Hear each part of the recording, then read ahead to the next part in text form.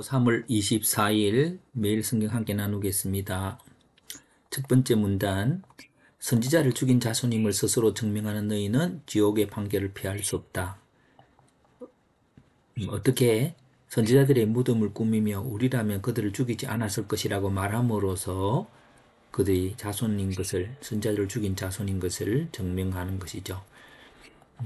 아벨의 피로부터 성전에 죽은 사가랴의 피까지 모든 의인의 피값이 선지자들을 죽이고 박해한 너희 이 세대에 돌아갈 것이라고 말씀하셨고, 암탉이 그 새끼를 날개 아래에 모으려고 여러 번 하였지만 선지자들을 죽인 예루살렘의 집은 버려진 바 되리라고 하였습니다.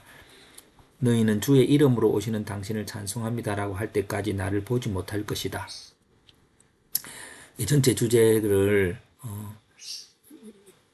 선지자를 박해한 사람들이죠.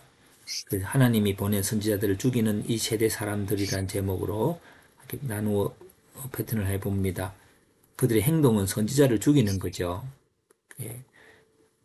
그리고 선지자를 죽이는 것인데, 예전에는 어떻습니까? 이전과 지금은 이제 예수 그리스도죠. 이거 결국 십자가로 나가게 되겠죠. 그들의 행동에 대한 인지는 선조들의 악함에 대해서는 인정합니다. 지나보니까 그들은 참 나쁜 짓을 했네. 근데 그들의 행동에 대해서는, 오늘의 행동에 대해서는 잘 알지 못합니다. 결국 오늘 키포인트가 지금 나의 악함에 대해서 변화가 요구됨 되게 됐죠. 그들의 행동에 대한 하나님의 손길은 암탉이 새끼를 모으려는 것처럼 부르십니다.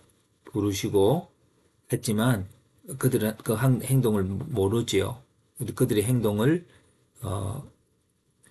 이제 선지자를 죽임이라면은 그들의 행동에 대한 손길은 요렇게 넣어도 될 것 같습니다. 이전에는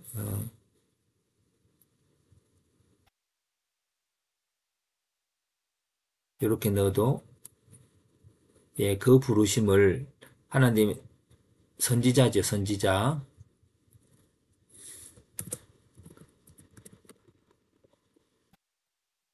보내는 그 손길을 그들은 이제 죽이는 거고, 그 행동에 대한 결과는 피값을 받게 되겠죠. 피값의 내용들이 그 선조들 것도 포함해서 예루살렘의 버려짐이라고 하는 것들을 오늘 경험하게 될 겁니다. 예루살렘의 버려짐이라는 것은 성전의 파괴겠죠. 파괴. 성전의 파괴라고 하는 것은 어떤 성전일까요? 그들이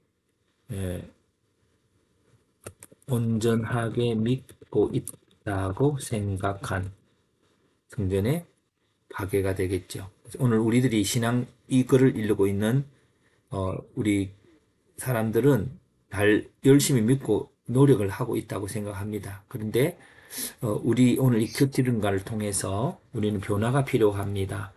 그 변화가 필요한데 그 변화가 내가 온전히 믿고 있다고 하는 그것들에 대한 지적들이 되어져야 변화가 일어나겠죠.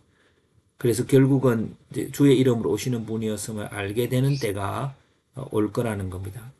그게 이제 좀 더 긍정적으로 바꾸면은 이런 심판을 통해서 지금은 내가 잘 모르지만 예수님께서 십자가에 죽으심으로 부활하심으로 사람들에게 주를 알게 함. 이게 십자가의 목적이죠. 그래서 모든 사람들이 다 주의 예수님이 부활의 주로서 하나님의 선지자였다는, 하나님의 아들이었다는 건 아들임을 고백함. 사람들이, 제자들, 그런 상태가 일어나는 거죠. 자, 그러면은 여기서 저희들이 포인트를 저는 잡아야 될 것은, 처음에는 이런 심판들이 있지만 알지 못하는 자가 하나님을 알게 되어진다고 하는 그 사이에 그런 관계들을 우리가 저는 볼 수 있다고 봅니다. 이 관계가 오늘 주제라면은 어, 악한 행동으로 알게 되는 하나님의 진리라는 주제로 패턴화 해볼 수 있습니다. 악한 행동은 하나님이 보낸 선지자를 죽임. 이것은 무슨 말이냐면은 하나님을 믿으면서 변화되지 못하는 나의 모습들, 예, 그런 것들이 이제 하나님의 말씀에 대해서 거부하는 거죠.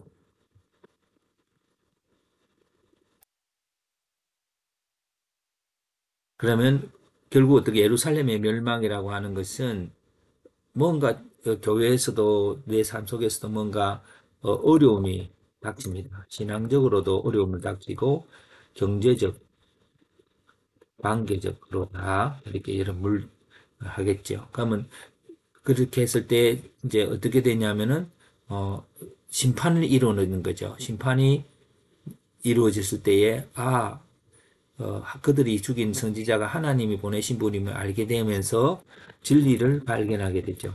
근데 그 진리가 어, 나도 입술로는 고백하는 것이었는데 숨겨져서 잘 외식해서 잘 모르고 있던 부분들일 것입니다. 그래서 근데 그렇게 하면서 선지자의 말이 하나님 말씀임을 알게 되는 겁니다. 그리고 그 기준으로 자신의 삶을 돌아보기를 강구한다는 것은 주의 이름으로 오시는 분이요라고 진정으로 우리 고백하게 되는 거죠. 그렇게 하는 시간들이 오게 되는 그것이 심판을 통해서 온다는 겁니다. 여기 또 똑같이 한번 하자 보면은 이것과 이것이 연결이 돼야 되겠죠. 한마디로 말하자면 해석이라고 하는 부분을 통해서 나는 우리가 악한 행동을 하지만 잘 모르고 합니다. 때로는 예수를 다시 십자가에 못 박기도 합니다. 그 후에 예수님께서 죽으시고 다시 사심으로써 우리에게 진리를 보여주고 우리는 예수를 거역 버린 자로서 자신을 돌아보게 됩니다.